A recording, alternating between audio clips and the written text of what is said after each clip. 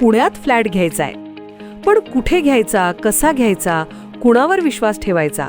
फसवणूक तर होणार नाही ना? योग्य दरात मिळेल की नाही? मोठं कन्फ्युजन आहे.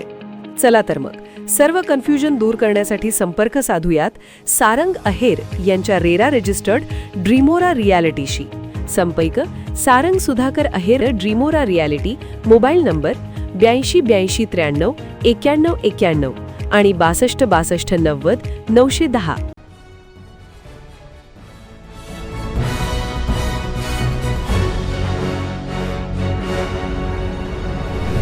आपण पाहत आहात BCCN न्यूज.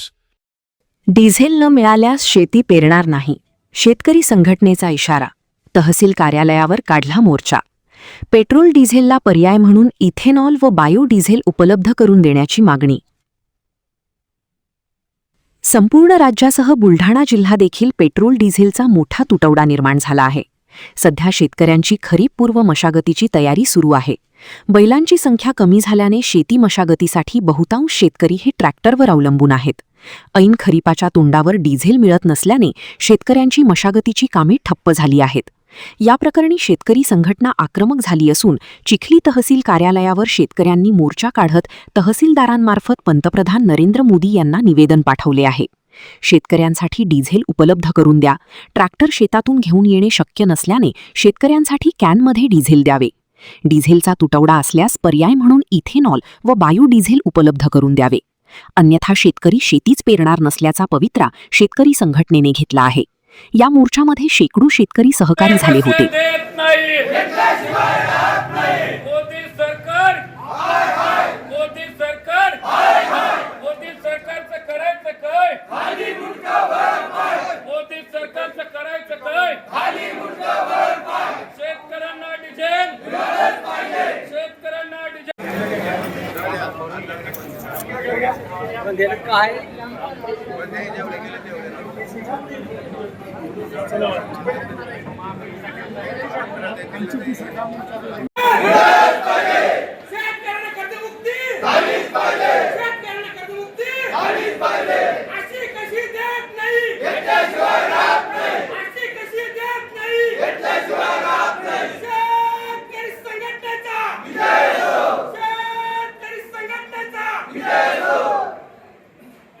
केरळमध्ये आगमन झालेलं आहे.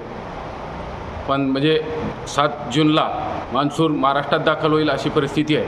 पण पूर्व मशागतीचे कामं, नांगरणी असेल, वखरणी असेल, ही कामं आज शेतकऱ्यांची बाकी आहे.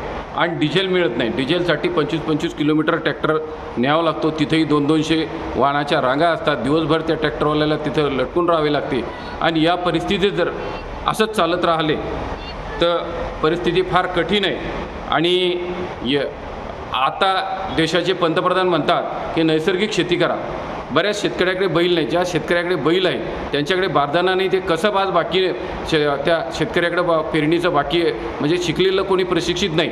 आणि खताविना, बगर खताविना शेती करा. शेणखत कोणाकडे उपलब्ध नाही.